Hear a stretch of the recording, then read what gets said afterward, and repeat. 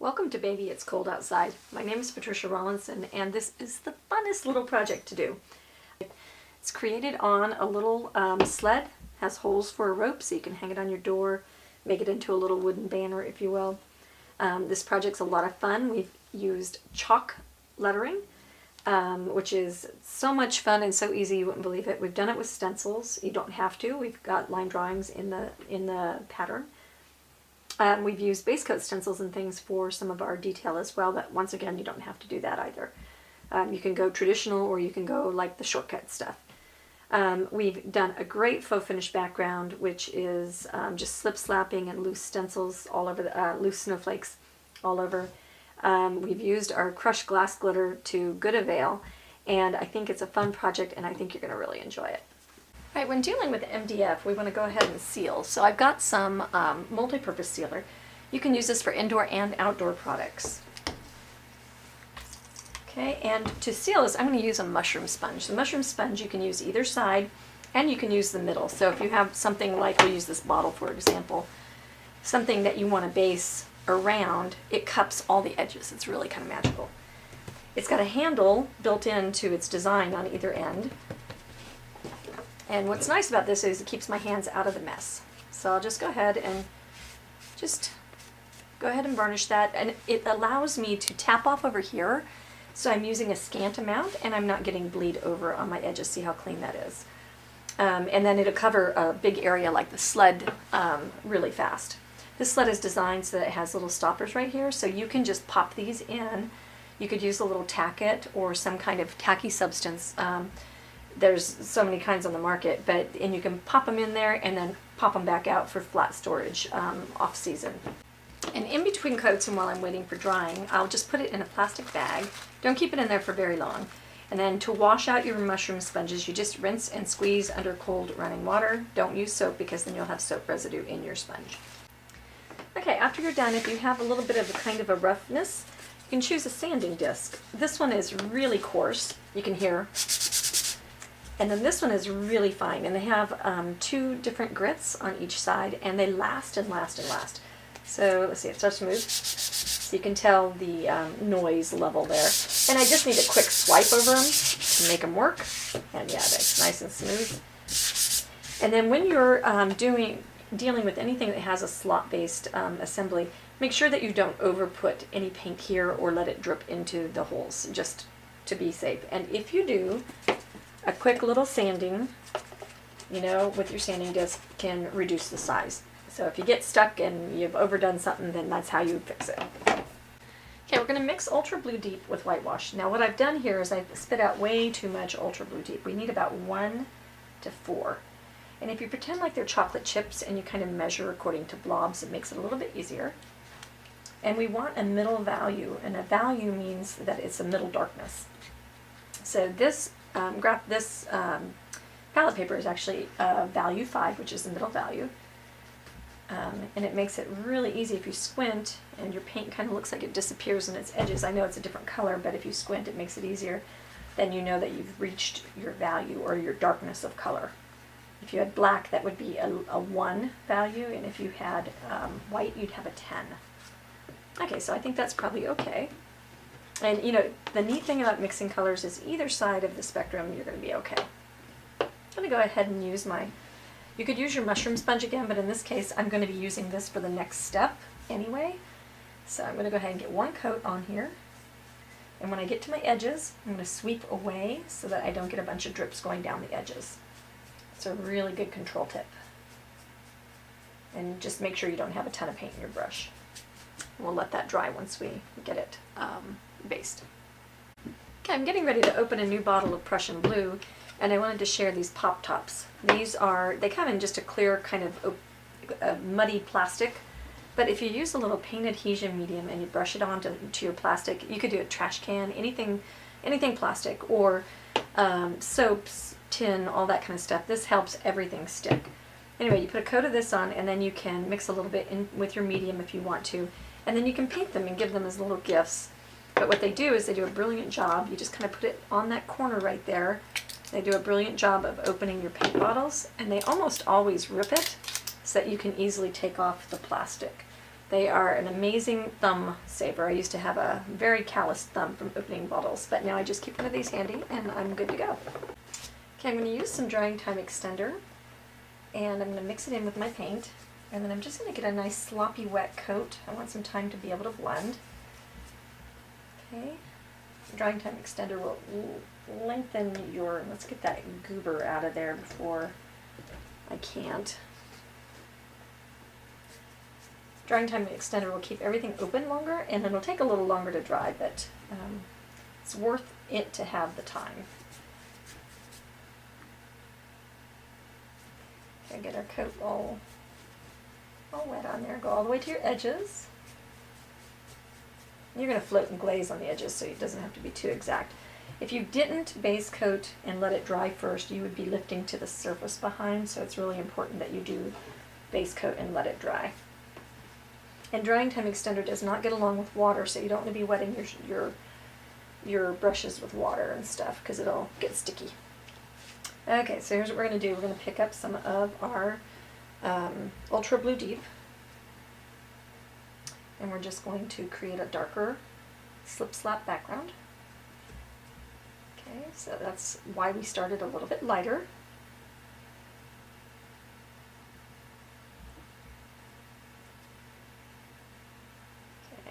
And this is a little bit brilliant, so you can knock this back just a little bit. If you wanted to really knock it back, you could knock it back with gray.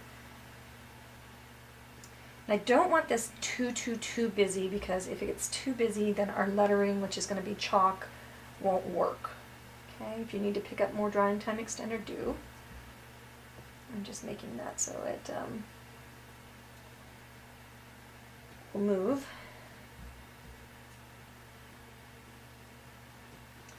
Get down the edges.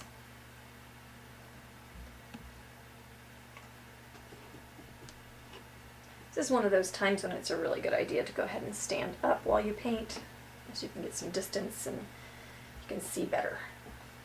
Okay, so I'm going to smooth that out just a little bit. Like I said, I'm not after too much texture this time. A lot of times I go for the texture. Okay. And then we're going to go into our Prussian blue. We're going to bring that around at the edges. And notice that that's just toning that blue down quite a bit. Ooh, kind of got that gloomed on there, didn't I?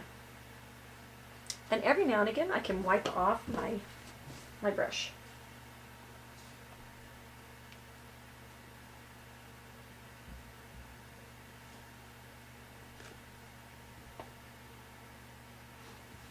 If it's moving in and taking over, I'll just wipe it out. And you want to blend that transition. Don't let it just like slice and there's an end.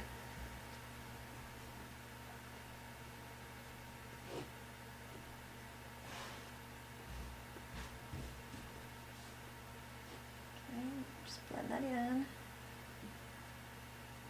These #1 workhorse filberts are brilliant, or glazing brushes, whichever. We call them by both names, are brilliant for blending and slip slapping. They have a nice tapered leading edge, so it doesn't leave little sudden junk in the middle. Okay, I think we want to go just a little bit to like the Indian turquoise color. So we'll go into Indian turquoise and go in our middle. I don't want this to get too light, so I want to be a little bit cautious of that. That's very light. However, I've got some work to do with it.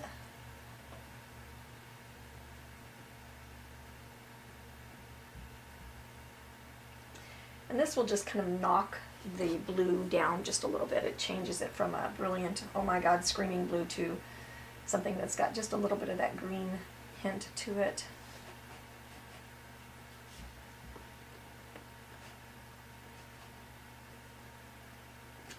Okay, I'm starting to get a little bit of drag, which means my medium is drying.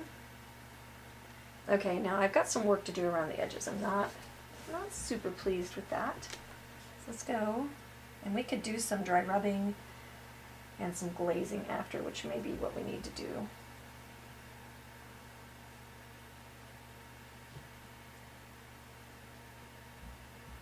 Let's drag that into the to blend. Okay, it's not looking so choppy now. I'm liking that better.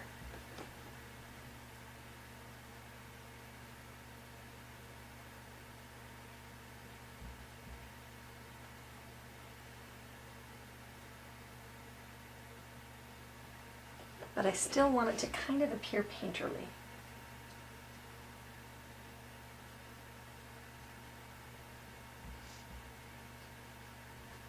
Oops.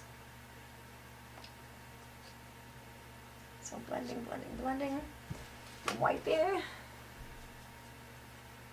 and go into a little bit of medium, a little bit of the teal, go back up, blend it out. These techniques aren't hard. They're just one of those kind of like you futz with it till you like it. It's like tying a bow. It's just that little sweet spot that you find and you figure it out. Okay, so I'm liking that. Make it a little bit more. It's got a little bit blue looking right there. A little swipe of blue in the middle.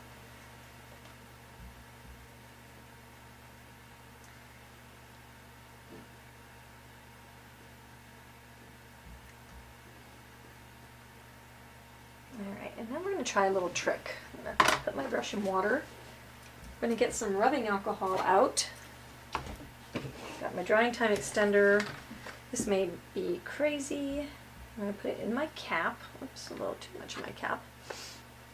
And find my 1/2 inch rake. And something hard to smack against. Okay, so we're going to take this and saturate our brush. Just as if, and I'm going to knock some of it off on my palette. A little bit more. Okay. And then we're going to come on here and we're just going to sprinkle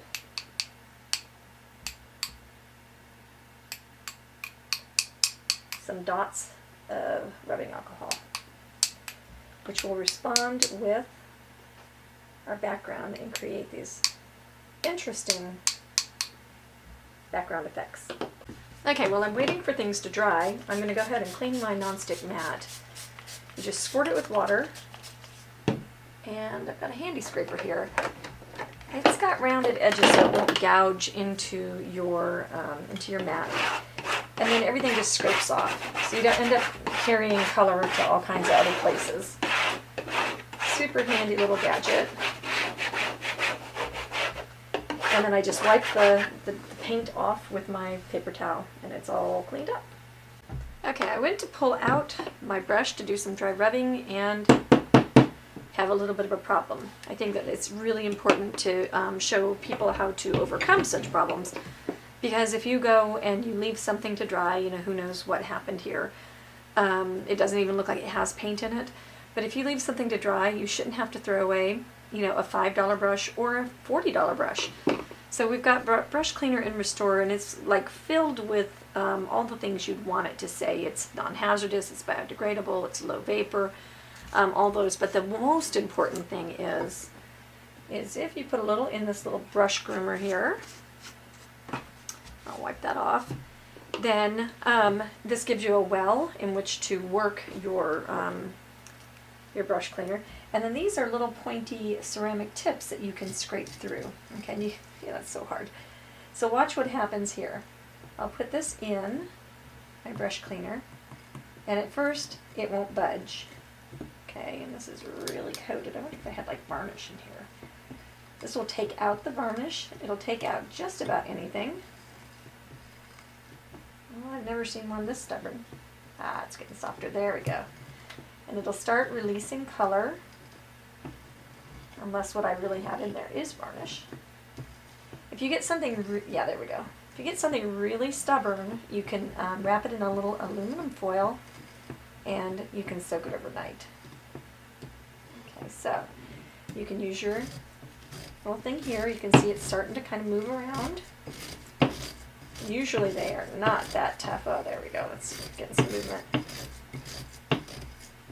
Oh yeah. So now we're getting it. So I don't know what in the world that was, but you can see we're starting to bring out the color as well. And I'll just kind of flex it in there, just to move that paint in there. There we go. So no longer a terrible thing. So, and what I would do in this case, if, you know, I'm just showing you how to do this, what I would do in this case is go ahead and set this down for just a few minutes and let it just kind of saturate, and then bring it back and work it some more. But it's bending, the brush is bending all the way down now, so I feel like we could go wash this in soap and water and we'd be ready to use our brush. Okay, I'm going to go in with my big dome brush. I had to go get a different brush out. I'm going to rub off all on the paper towel. And then we're going to go around the edges and we're just going to dry rub. Just to deepen and frame that very, very leading edge there.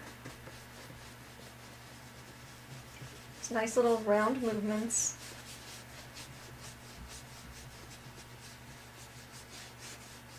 And see how that just gives it a nice framed arch. Turn your piece. And you definitely want to give it some anchor down there at the bottom.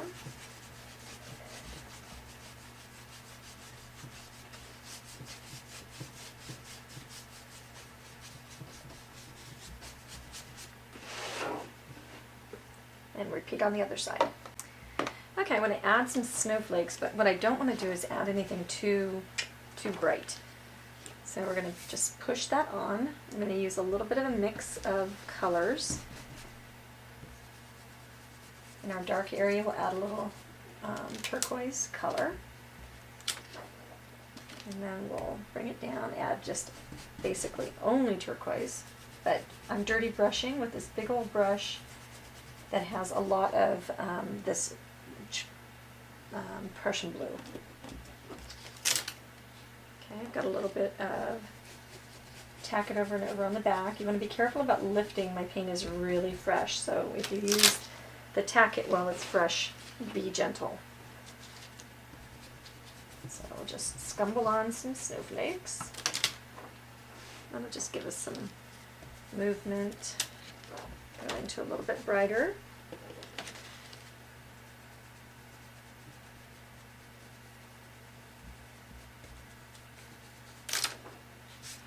Okay.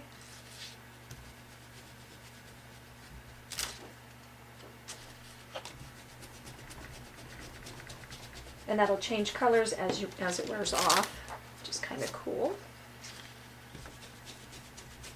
And you don't have to fill it up.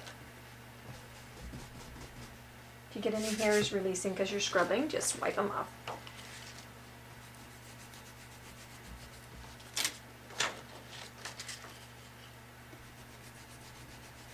And then the softer you rub, the lighter they are. So if I want it to fade out down here at the bottom, I just won't hardly rub it all. And I think it's important to just have that movement going around. Now let's take a little bit of white and the Indian turquoise. Let's see where our stuff is going to be. Let's add some little soft falling flakes.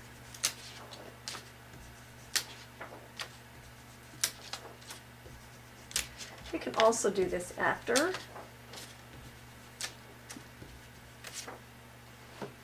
Okay, and that's going to give us some dimension. We'll add a couple of bigger falling flakes to frame.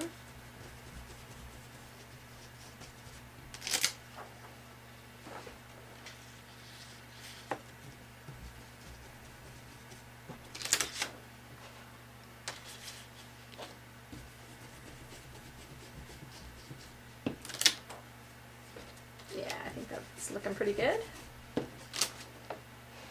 Okay, I think that's probably good enough until we see what happens with the design. Okay, so I want to do the Baby It's Cold Outside in chalk typography on with my stencil. So you can't have a blunt pencil to do this with. You have to have it sharpened. And these come with a little baby sharpener, but this guy right here, when you can get it opened, it's kind of divided in half there. It's got a universal big and little pencil sharpener, and then it keeps all the castings, if you will, inside here that you can just lift up and empty. But this side is the magic side, because a lot of times your watercolor pencils or your chalk pencils and things like that will break in these types of sharpeners. So this one will sharpen nicely, get you to a point, and it keeps all the stuff gathered, and it's got a good size to grip it with. Okay, now you've got your chalk pencils. They come in just pure white, but they also come in warm colors, cool colors, and neutral colors. You can use all of these with your painting projects. You can shade, you can highlight, you can do drop shading, you can do lettering, whatever you want. And this is just a different effect. It's beautiful. And to keep that from wiping off, because the neat thing about doing the chalk technique is it will wipe completely right off. So if you don't like your bee, take a little bit of water and you just gone. If you want it to stay, however, you need something to keep it staying. So the workable fixative is what will make it stay. You just mist it, you spray it kind of straight over and let the spray land on the piece, and then you can continue on. So when you get it to a place where you love the B, give it a little spritz, move on to the A. And that's a real forgiving way to work with your chalk.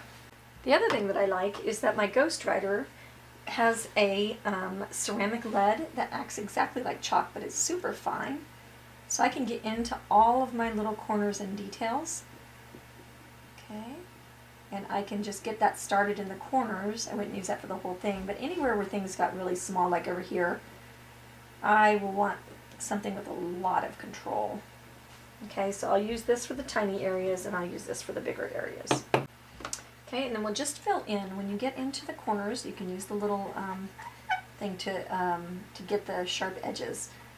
But in order to fill in your letters, you can do little scribbles. You could do a pattern of lines. You could do like whatever texture you want.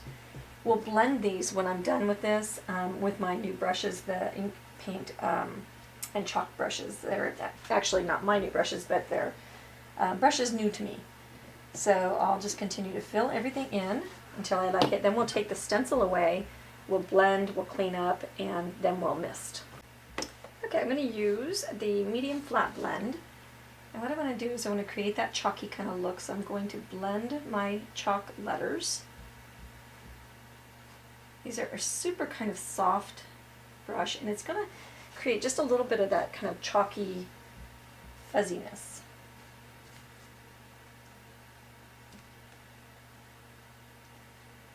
And then when I want to clean up my chalky fuzziness, I can just wet my brush. Let's see, where was I just at? And I can go in and I can just clean it up, dip it in water, clean it up. If I don't like something, I can just wipe it out. Okay, then I want to see what, and I'm going to have to be really careful here. I don't want to wipe my chalk off and I'm not ready to spray it yet. I'll move these guys over and I'll get my bridge. I want to see what it looks like to add just a little bit of drop shadow. And that's going to be too dark. But let's see what it looks like blended. I think maybe this guy. It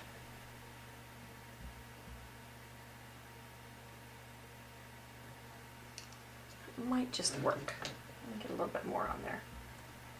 So we'll just go ahead and mark right next to and under. Okay, anything I don't like the look of, I can remove. It's just chalk.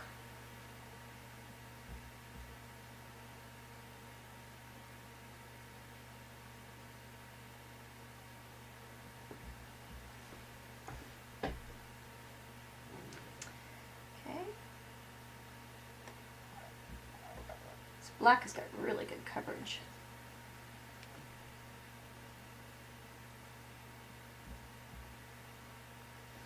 If I need to wipe my brush off, and this is a foam brush, so I need to wipe that off, I can.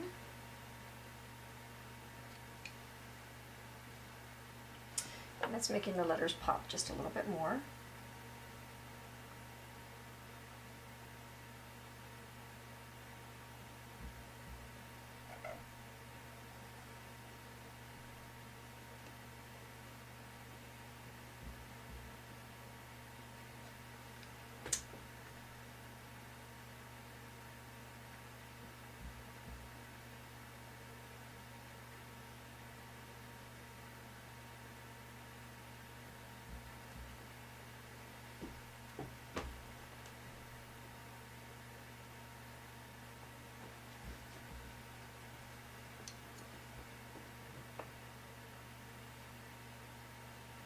What I'm liking about blending with this little foam thing is I can kind of correct my line.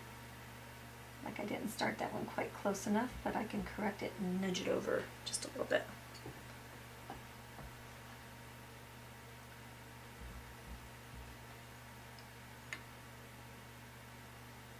The bridge is working really, really well.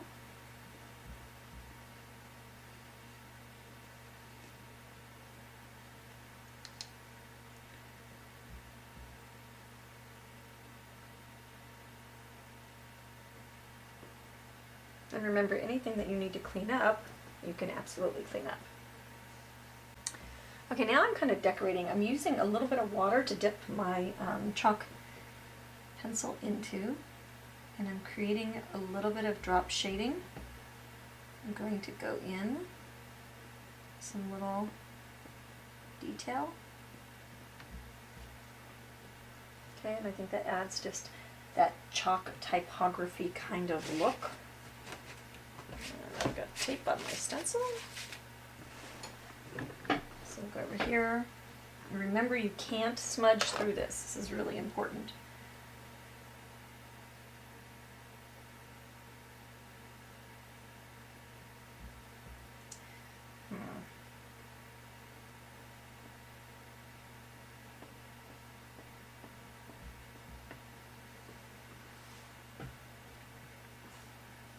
I'm not sure how I feel about that going that way, so we go into our small point blend,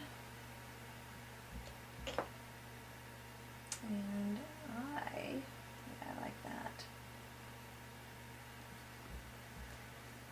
I'll smudge it, and let's go into a Q-tip. I think I want this one to go away.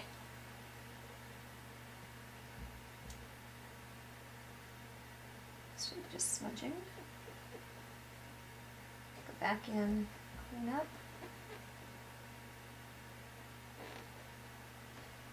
And then I'll go back to my sharpener first. Okay, then we'll go in and I'll repeat my lines. And now instead of going cross-hatching, I'm going to go straight across.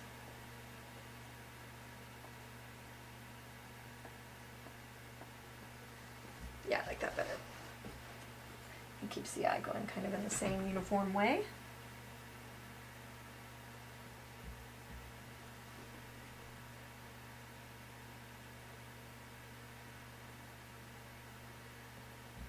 When you want stronger color, that's when you wet the chalk. And then maybe we want to have this curl around and connect. I want to connect my bridging.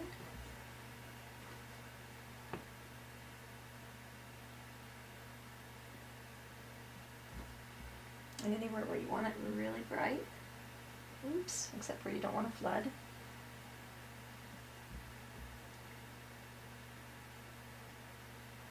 Almost becomes like a chalk marker.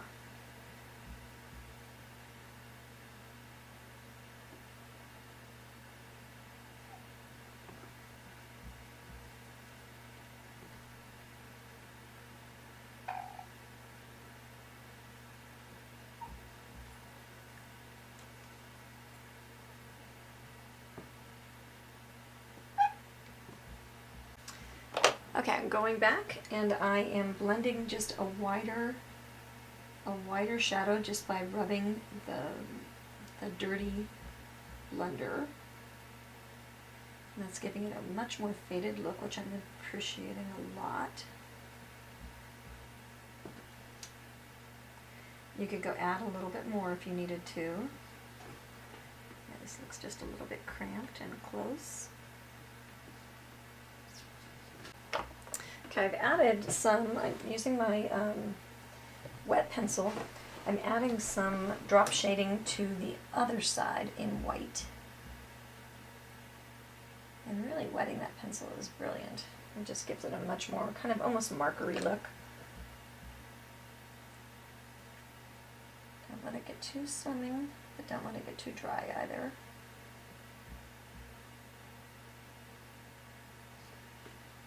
again. That just thickens and adds to the letters. I like it a lot. Okay, so I know that I like where I'm at right now. I'm going to dust off any little strays and stuff like that. I'm going to blend just a little bit, clean myself up, and then I will go ahead and mist this so that I can move on. I don't know what else I want to do right now, so I want to wait and just freeze myself in time. Just don't forget to clean up before you spray, because you won't get it off after. Okay, let's get you closed in here, and let's see about doing some greenery. Okay, paint bottles need to move. Okay, so what I'm going to do is I want to create some branch lines. I have to have more water than that. You need to thin your paint to a thin, inky consistency. I'm not worried about my chalk, that's just my Ghost Rider lines. Just need to have something for my my branch evergreen stuff to go on. And maybe we'll have a little bit more coming down that way.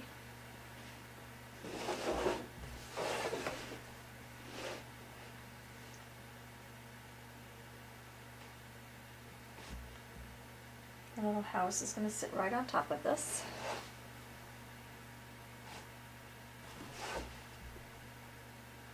Let's see if we can have some of it kind of covered up. So I'll rinse that, and then I'll go into black green and get that kind of worked into my brush. Get the water off my barrel.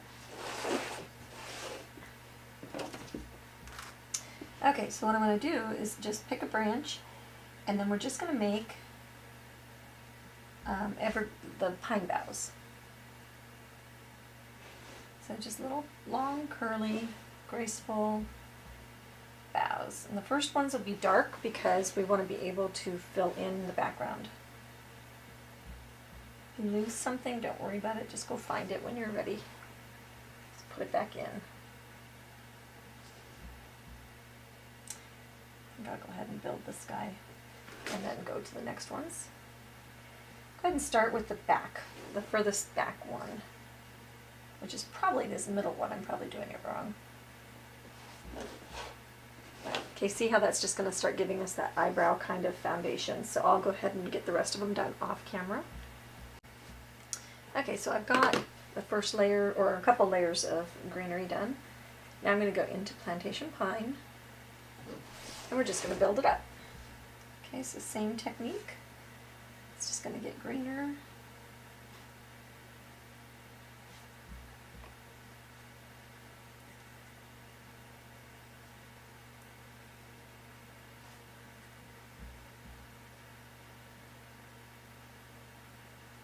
We'll do a couple layers of that.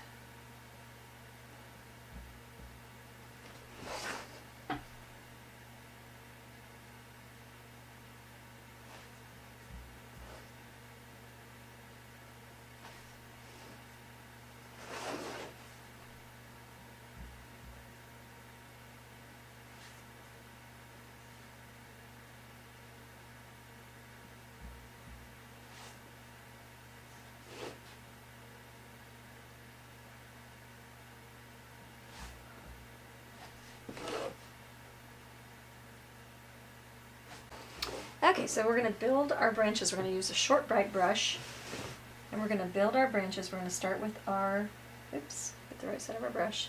We're going to start with pretty dry paint, not in the liquidy, and just chisel load. And then what we're going to do is we're going to come on the tips of what we've done here, and we're going to create a kind of a, I'm not sure, okay, I'm trying to keep this straight for everybody. Okay, let me work on one that I can keep straight. Okay, so we'll work up here. Okay, so what I want to do is create these chisel loaded boughs. Switch to the right angle for yourself so that you're always pulling.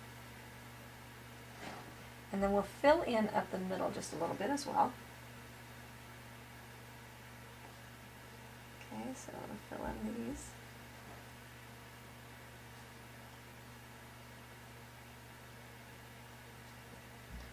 We'll fill those and then we'll come back with a couple other colors.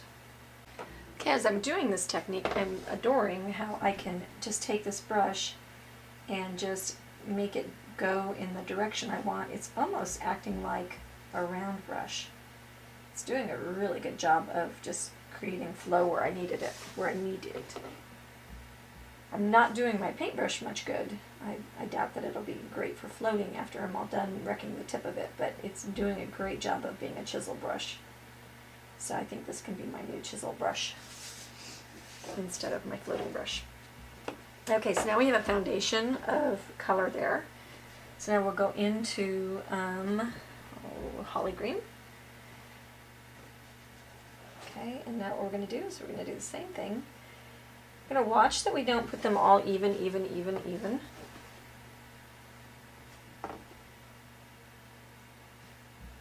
It's really important that we stagger stuff. Okay, and that's going to build some really nice color. Okay, so now we'll go in. This color is festive green, and we're going to keep it more towards the center of things. Let's find out where we want to start.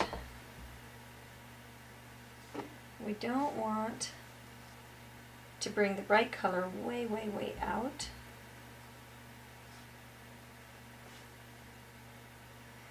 And we want to keep this reserved for the ones that are on top.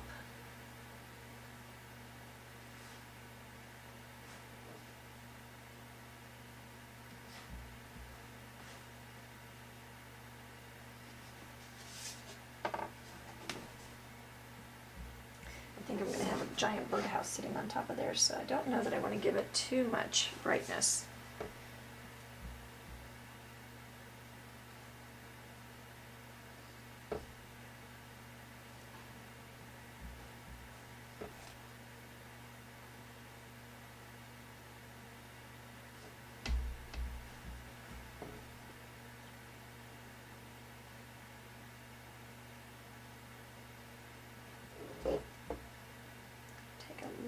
Out to the edge. Okay, now let's see if we can get you even closer, because this is kind of cool. I think I really like this a lot. What I want to do to create this little kind of pine cone bow kind of thing is I'm going to pick on individual ones of these. I've got my olive green on my brush, and then I'm going to just treat the little ends of the individual things as individual little branches. Okay, so we'll come here. And that's just going to give them just a fluff.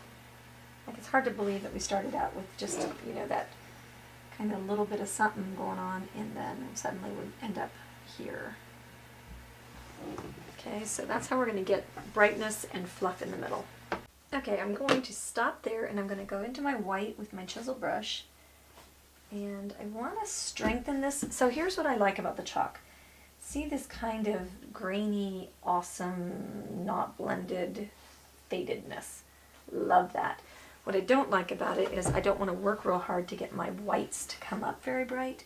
So I'm just going to go ahead and float to increase my brights. And this brush is still doing just fine, by the way.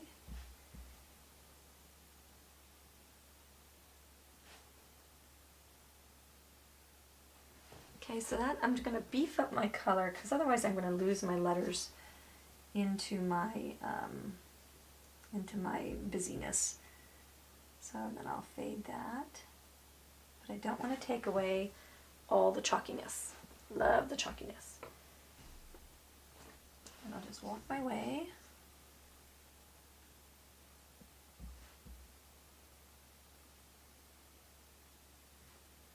Okay.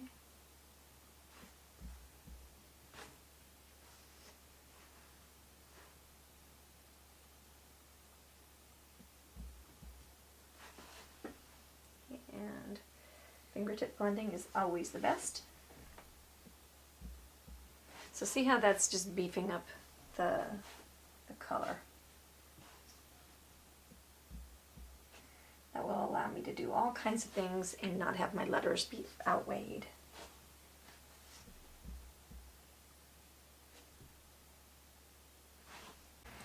Okay, I've got my stencil taped on. I'm going to use charcoal gray, and then I'm going to pounce off over on my palette. Oops.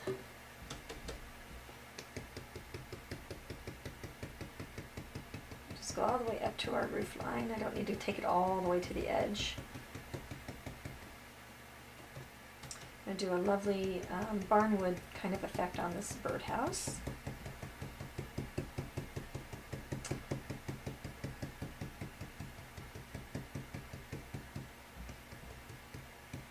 Okay, so that based in one coat, so I'll just go ahead and take that off. And I love the idea of having stencils to do this with. So much faster.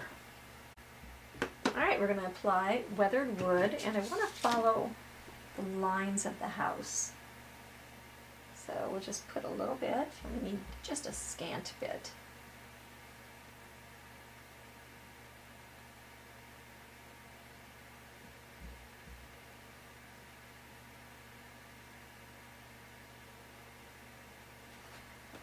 Wash your brush out, and then let that dry.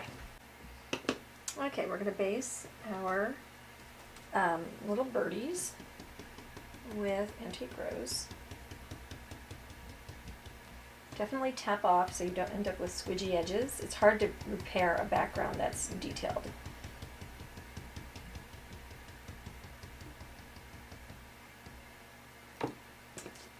Okay, and then we'll put the other one where he belongs.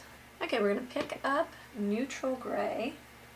We're going to pick up quite a generous amount, and we're going to pat it right over our birdhouse.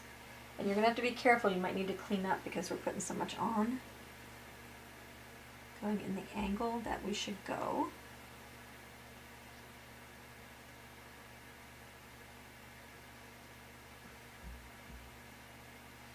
Ooh, be careful, don't go back into it after you get started. And we'll lift that off and see if we need to repair. Looks like it stayed fairly clean. It's a little bit puddled, but I think that'll be okay. And then we'll start seeing crackles right away. All right, we're going to dry rub with Terra Coral, just a new color, and it's got a nice, a lot of the corals are really bright. This one's got a nice kind of, I can go do stuff with red and not be screaming. It's not so pink. It's definitely a more coral color. And so we'll just go ahead and highlight in the middle of the ribbon for interest.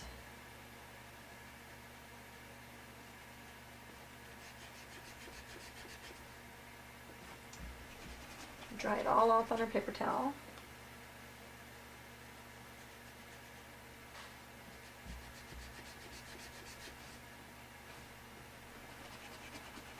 Oh, and look at how our crackle is doing. That's awesome.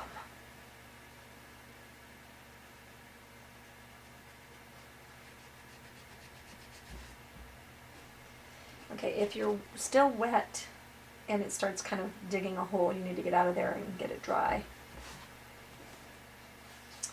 Okay, I think that might be enough. Let's mix a little bit of white in with Terra Coral. And let's get that a higher highlight in that middle area and in the secondary area, and maybe just a little bit more white.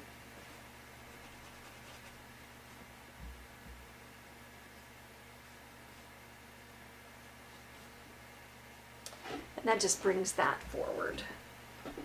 Okay, we're going to shade with Heritage Brick.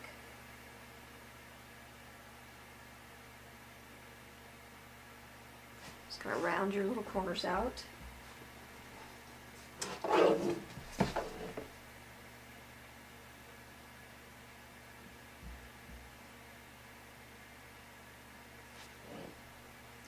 Yeah, this is my same brush that I was using. Be careful that you don't get into your wet birdhouse. This is that same brush that I was using for the strokes on the greenery, and it is performing just fine. Okay.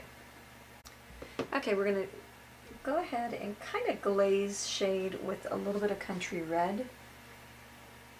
Walk that in. I'm not going to be sad if those banners look a little bit kind of rounded, I don't think.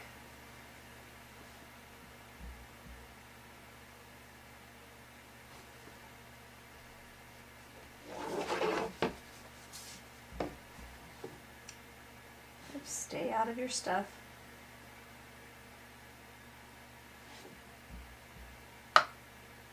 And then let's do the heritage brick back over here. And let's just kind of walk that out just a little bit.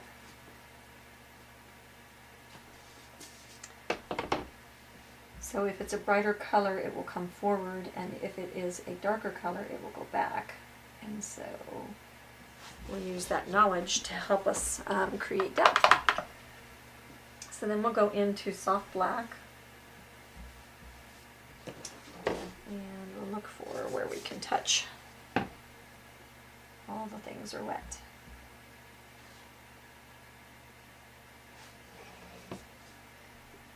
Okay, I'll have to let that dry for a minute. Okay, now we'll pick up some more shading on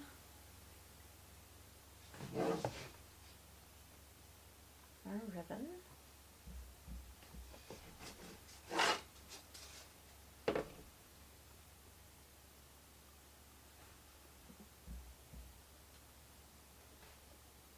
Oops, and I'm in my base coats, be careful. Okay, that's giving it some nice depth. I wasn't sure I was going to like the red color right there, but I think if we balance it out, maybe trim this out with a little bit of red, I think it'll be good.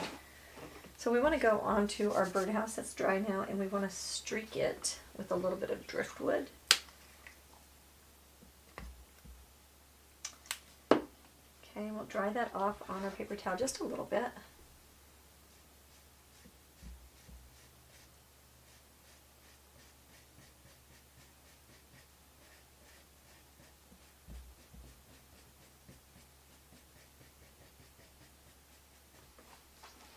Okay, and that just brings it down out of the darkest sphere a little bit.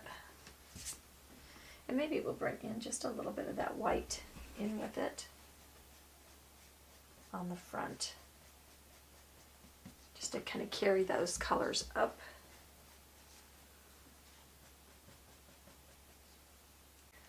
Okay, and we're going to use our charcoal, is it charcoal gray? Yeah, charcoal gray for the roof. And let's pounce that off just a little bit. If you pounce in the middle, that makes it less messy.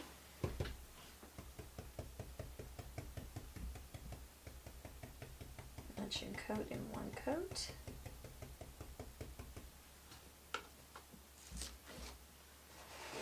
Okay. And it looks like I missed my lineup just a little bit. So we'll just fix that. Okay, we're going to use a curved flat and charcoal. I'm using a big number 12 curved flat. And we want to go ahead and just give it, that birdhouse, its lines. It's going to have shading on both sides. It's not too round looking, so we don't want to get it to look too forward in the middle. And on the side, we'll just go ahead and give it a streak all the way across. And we'll go underneath the roof, because that has an overhang.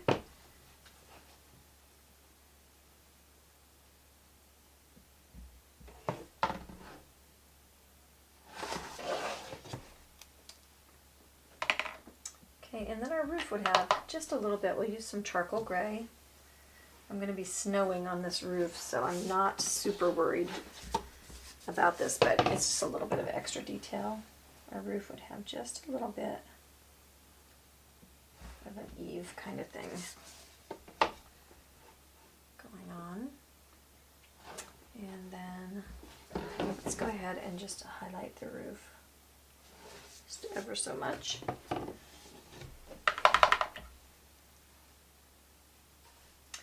And maybe we want to crack a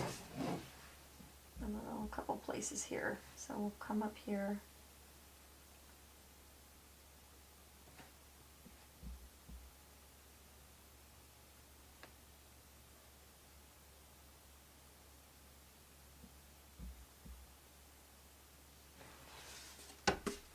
Some distressed agery.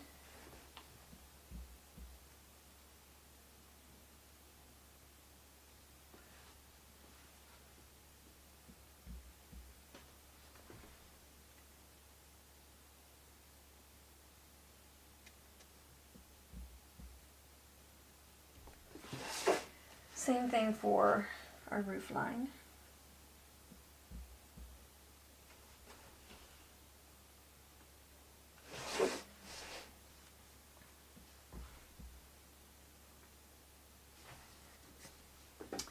Okay, find out where our birdhouse hole goes. Okay, we're going to base our hole and our stem with charcoal gray.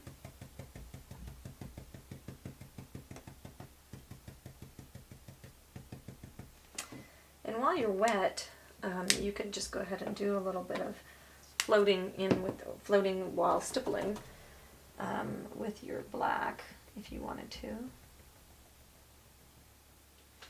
I'm wondering if I know that that's the right side to do this on. We'll see. I'll just have to rebase if that's the case. Yeah, I think that'll be okay. And get a little bit of shading back there. You would have just a little bit of, let's see, it would be shadow on the stick here. Okay, we'll go with a little bit of a stronger line here.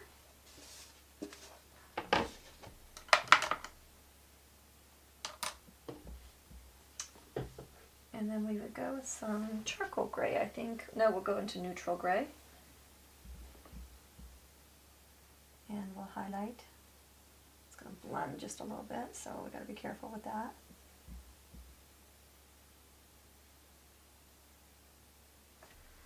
Give that just the impression of depth.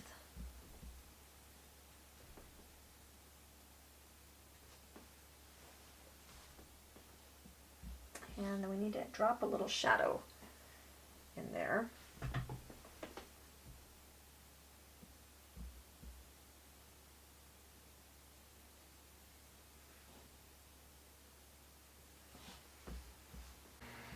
All right, so we're going to use our stencil as our screen. We're going to use our Terra, whatever this stuff is called, Terra Coral. And we're going to highlight just in the middle, and his little face is sticking out. Whoops, a little bit, scrub off. Okay, and then he's going to have his tail. And then his little body is going to be highlighted. And then you can mix a little bit of Terra Coral with some white.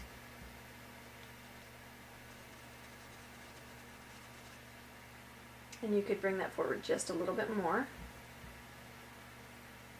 Just right in the middle area. Oops. Preserving our little texture there. Okay, now we'll swap. Well, actually, I think because we can, we'll just go ahead and keep going on this one.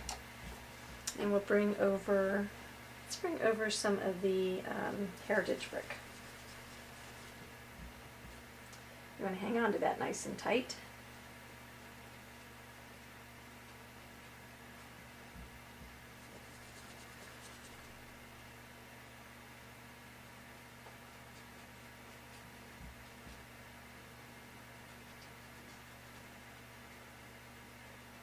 You just go right over all the edges.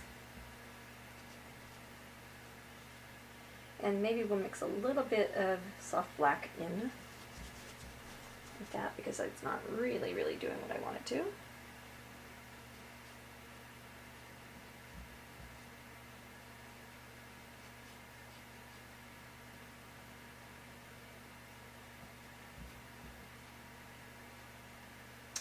And when we lift, we should have a pretty good shaded looking bird. We can go just a little bit of soft black, just more towards the bottom. Try to keep it blended.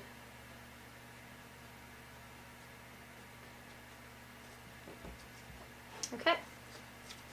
And then we'll do the same thing over here with this dude. Get him lined up there. Switch brushes.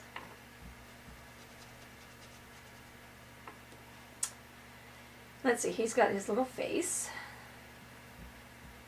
Little tips of his wings will give him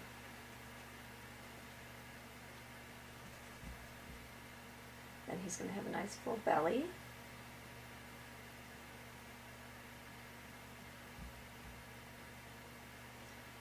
And little tail feathers. Mix with white. Just repeat. These little crescent brushes make this work so well. We'll go into Heritage Brick.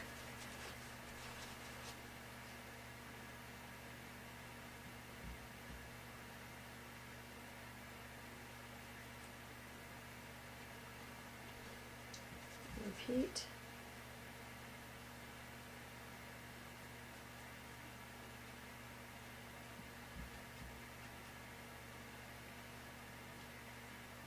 For roundness. And take a peek. Yeah, looks pretty good. Pretty easy trick. Okay, we're going to take our chalk and do our letters.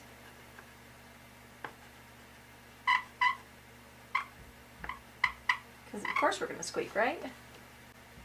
Okay, I want to strengthen my letters just a little bit, so I'm going to go ahead and add a little drop shading.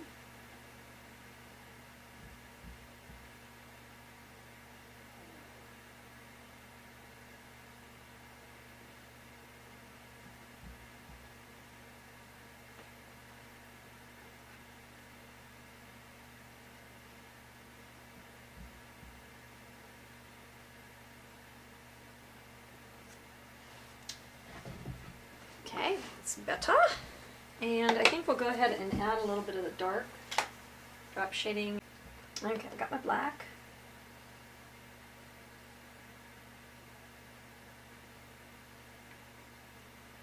And remember, you're going to need to seal this down.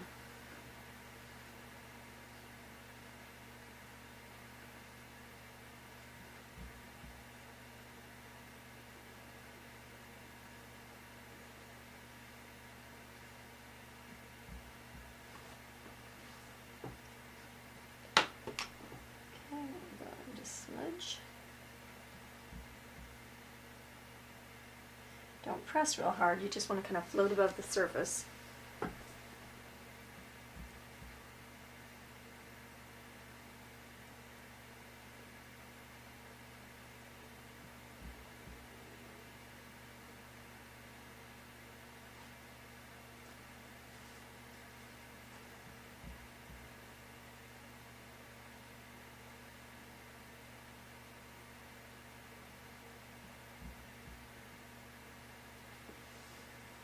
Okay, I think that that gives it a little bit of body. I'll go ahead and get that sprayed. Okay, so I've got some little snowflakes while I'm waiting for my fixative to deodorify. We'll just pick up our white and we'll base coat half of our little stencils.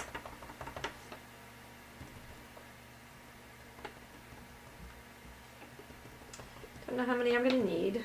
I kind of did a little trial run and they're something like this amount. And then I'm going to take my Indian turquoise on the other side and just kind of blend those colors together. That way they're just not stagnant. Stagnant snowflakes. This is a jumbo dauber and it is a reusable thing, so you can just wash it off and use it again and again. Okay. Okay, I'm going to take our Snow Rider and I'm going to get some of that stuff down there. We're going to just apply it loosely to our white side, but not all the way over. Let some of it fade.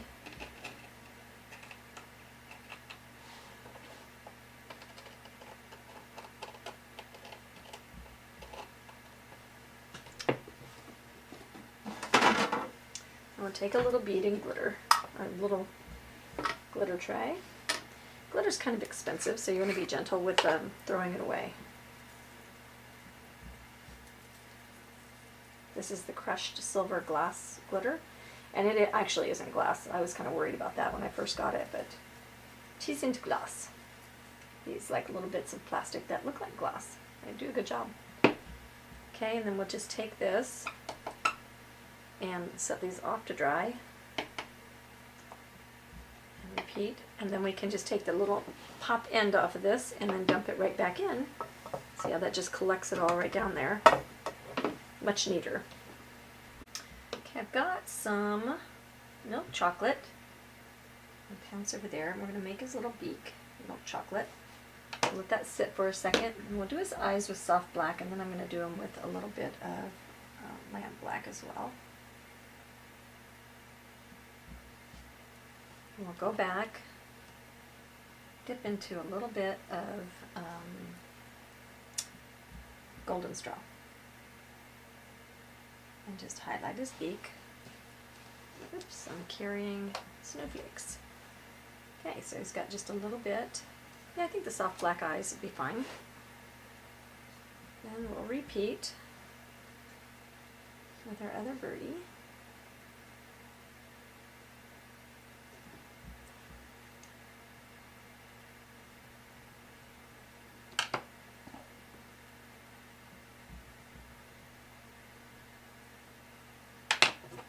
Got just a little bit. Oops, I'm trying camera, sorry.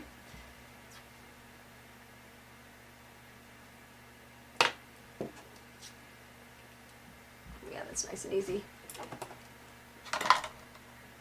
We'll go underneath the beak. Just a little bit of soft black as a shape, as a shadow.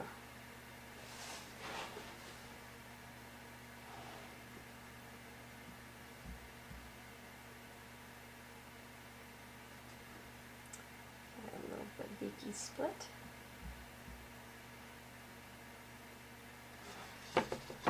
And then you'll want to go into your white and give them some shine.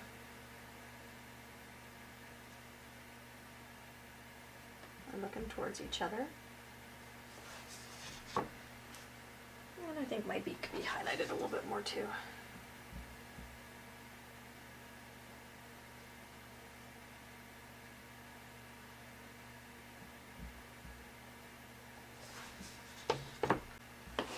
Alright, we're going to apply the bird's scarf with some plantation pine.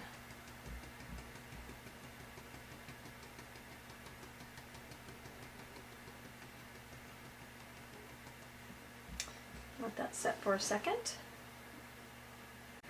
Okay, I brought some greenery in front of the birdhouse, and then I'm going to bring just a little bit of my green on the birdhouse,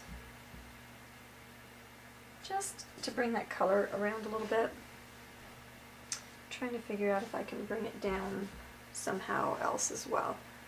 Okay, we're going to give our birds scarves some details. Let's give him a little bit of a stripe detail. And we'll shade him and highlight him and do that kind of stuff. And I think we'll go next into the olive green. Okay, let's give some polka dots to our other guy.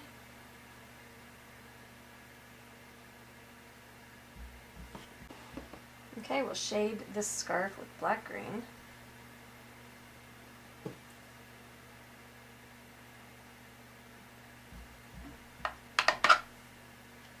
And then we'll highlight it with, let's go into festive green. We're going to highlight right up the middle.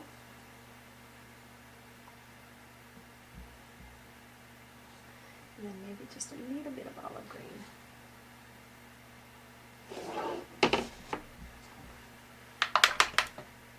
And then our bird, of course, would have some shading.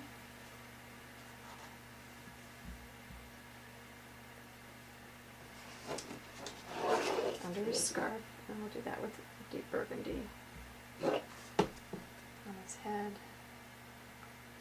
Give his tail a little deep burgundy as well.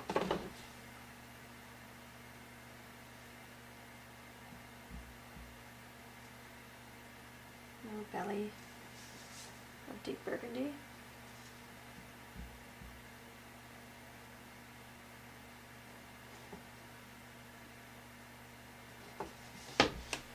That's just a little bit of depth to them.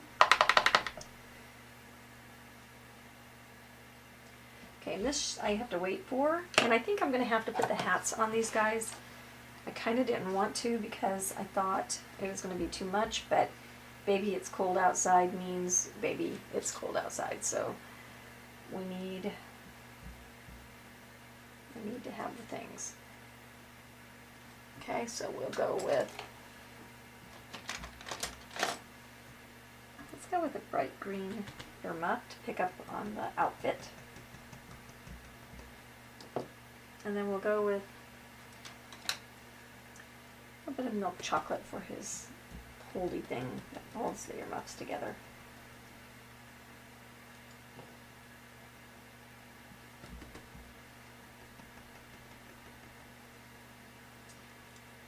And put my finger square into the deep burgundy that I wiped off on my palette. And that's how you tell an artist, right? Yeah, he's cute with his little earmuffs.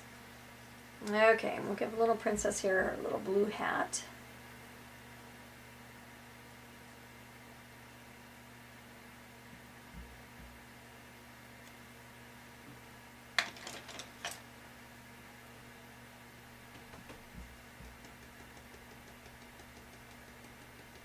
We'll give her some little fur.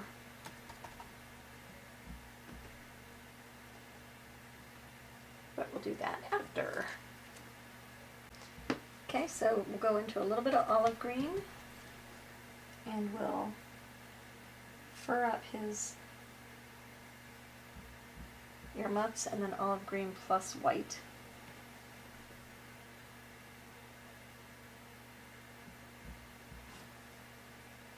Okay, I think that works. And then we'll go with golden straw highlight on the little muff thing and pick up his nose again. And you know, I think we could bring a little bit of that golden straw in.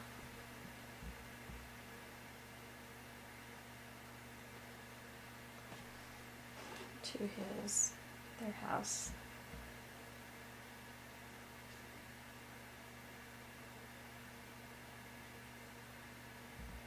Just to warm that up just a little bit.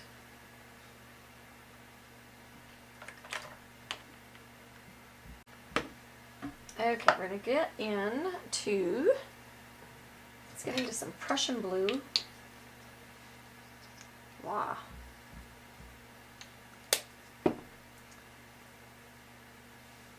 And let's shade our little scarf.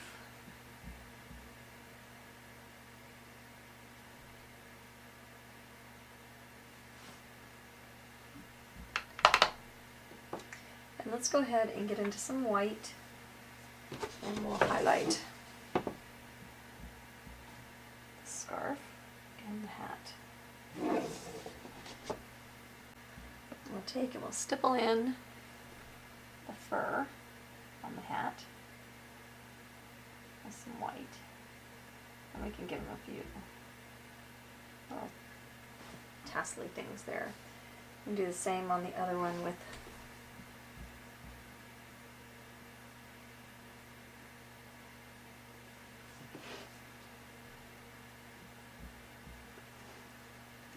Okay, we have these pattern stencils that are so cool. They're just a bunch of different size, like polka dots and checks and diamonds and stars and confetti and all the things.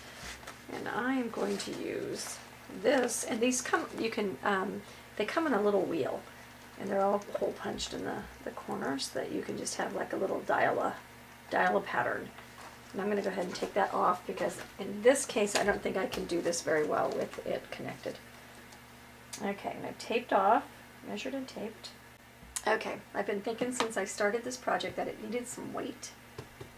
So I'm going to go ahead and do this checks and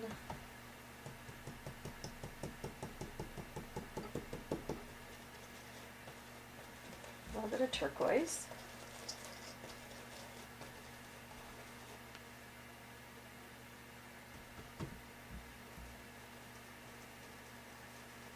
Scumble them in there.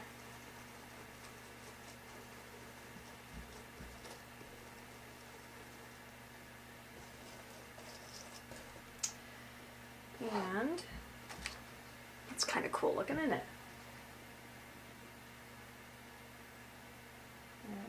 Measure.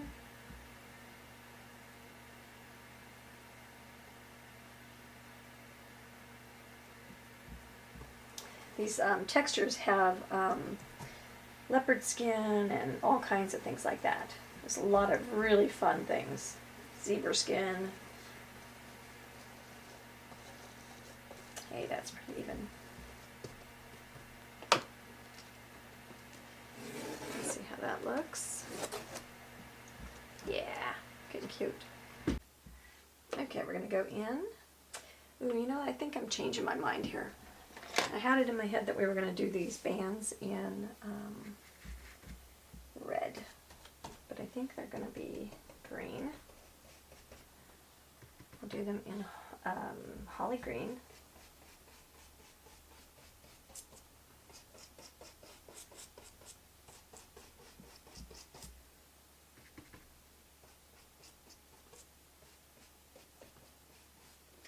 And we'll do a little bit of black green to either side.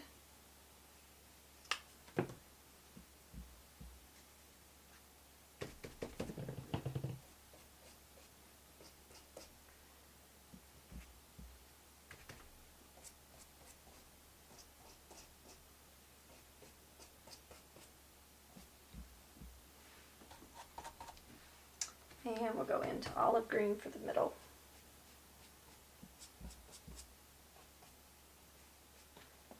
And let's see how it looks. Yeah.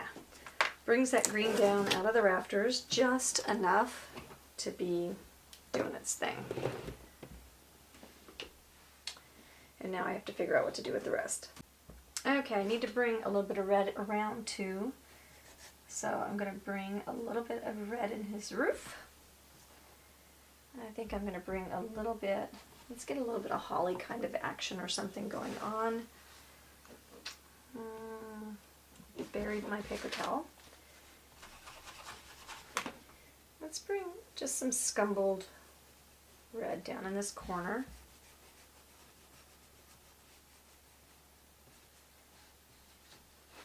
Maybe a little bit in the foot.